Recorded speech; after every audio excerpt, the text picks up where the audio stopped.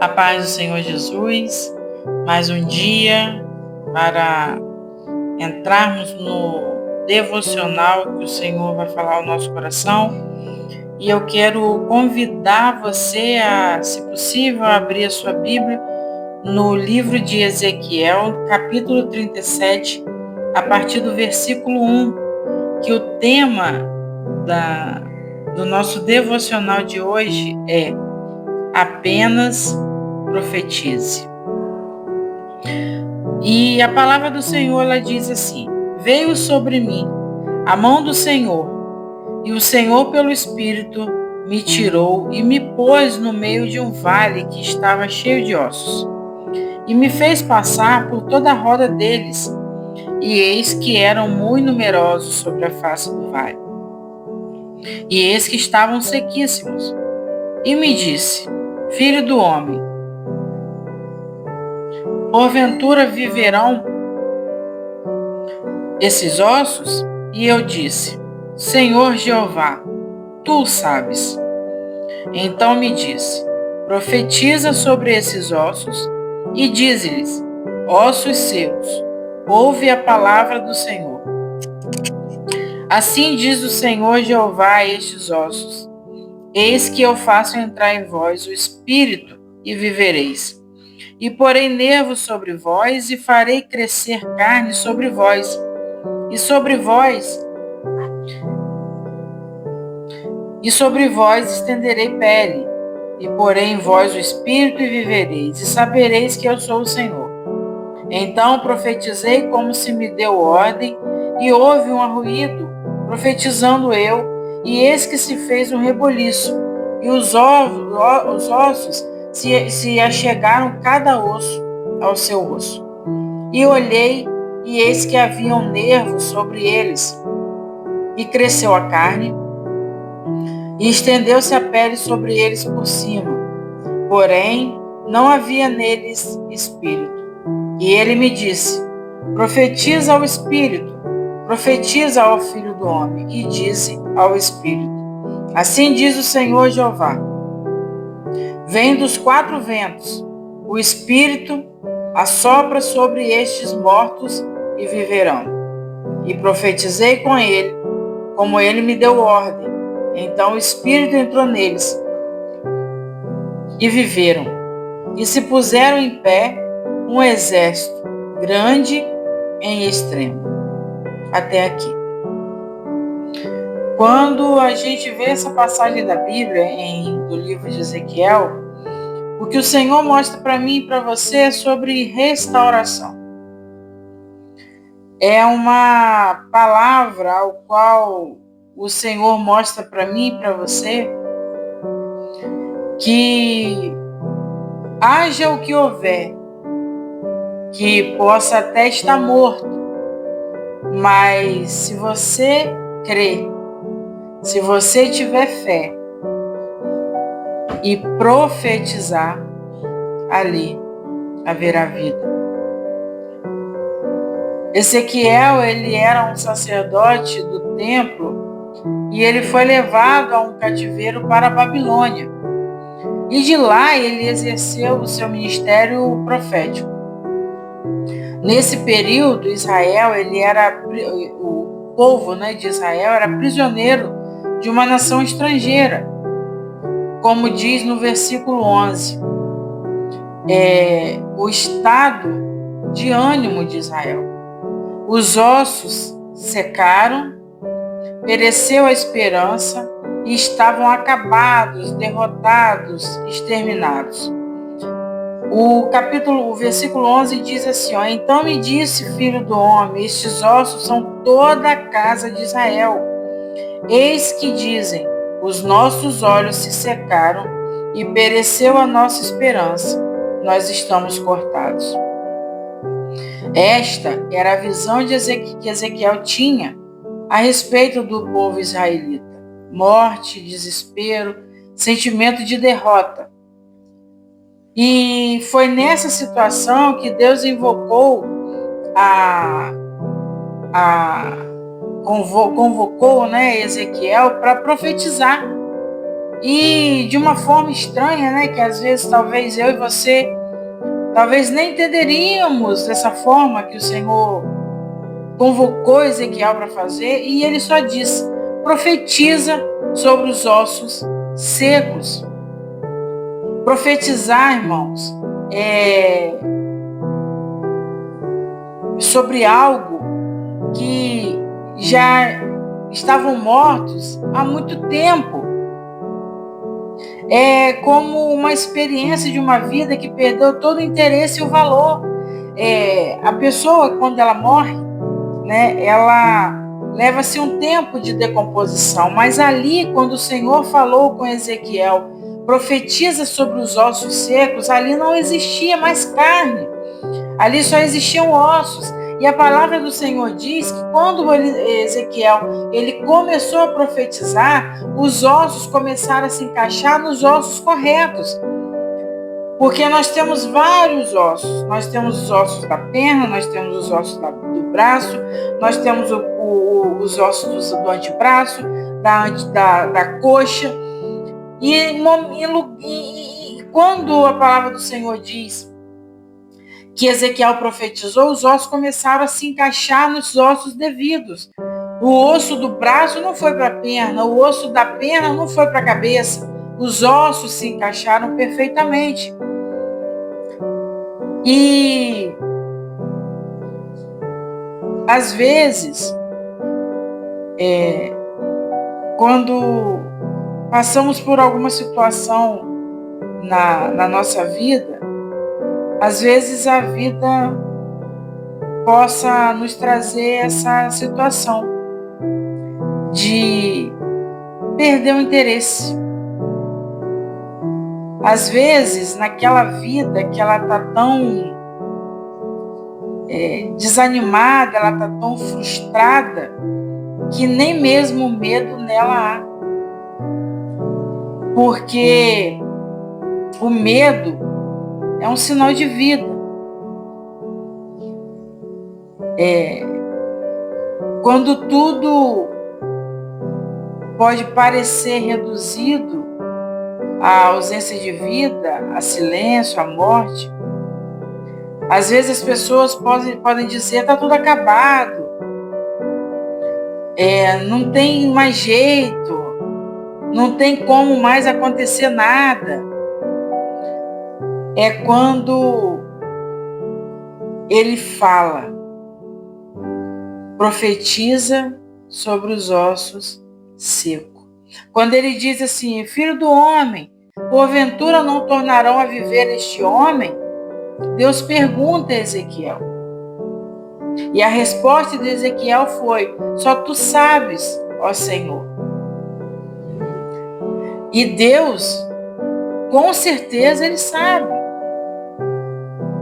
Sabe da condição em que hoje se encontram muitas pessoas como ossos secos, sem vida, sem esperança, sem expectativas, sufocado pela opressão que opera a nossa sociedade a esse tempo.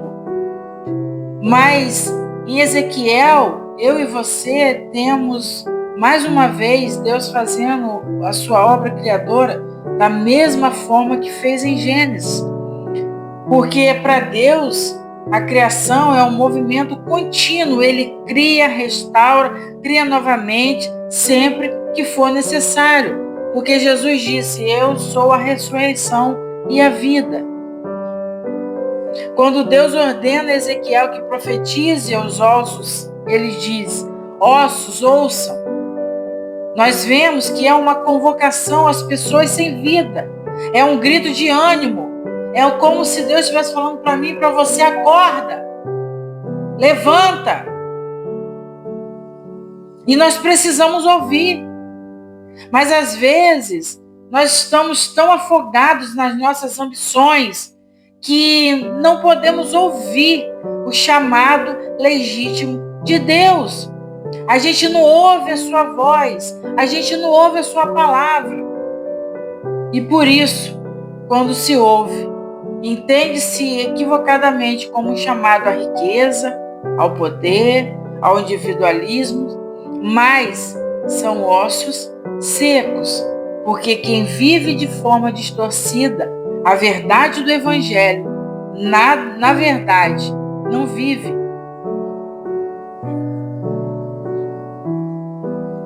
O chamado de Ezequiel é para o corpo, que a carne volte, é para compor os ossos. O corpo de Deus, ele é valioso, ele é espírito, é um corpo que para falar de amor. E é visível, para ser cuidado, é o viver de forma comunitária. Um corpo sozinho é a individualidade dada por Deus, mas o corpo junto a outros corpos é a comunidade sonhada por Deus, é a igreja, é o corpo de Cristo. Não há expressão de amor em uma pessoa que possa ser revelada sem a presença do outro. Tão valoroso é o corpo que Deus, que é Espírito, assumiu o corpo para falar de amor, o corpo que reflete a multidão de sentimentos. Por isso, primeiro o profeta diz: ossos secos, ouçam a palavra do Senhor. Eis que vivereis, farei crescer carne em vós. Não serão apenas ossos, mas serão corpos novamente. Existirão novamente, serão pessoas. E o primeiro sinal da profecia de Deus é quando há o barulho dos ossos batendo, o movimento. Um corpo em movimento, rumor e animação. Foi quebrado o silêncio da morte. Passaram a existir quando já não estavam mais silenciosos. E esse gesto simboliza que nós somos chamados a fazermos movimento pela vida e a fazermos rumores. Israel, naquele momento, estava cativa, escrava, silenciosa e desanimada. Não ficaria assim para sempre.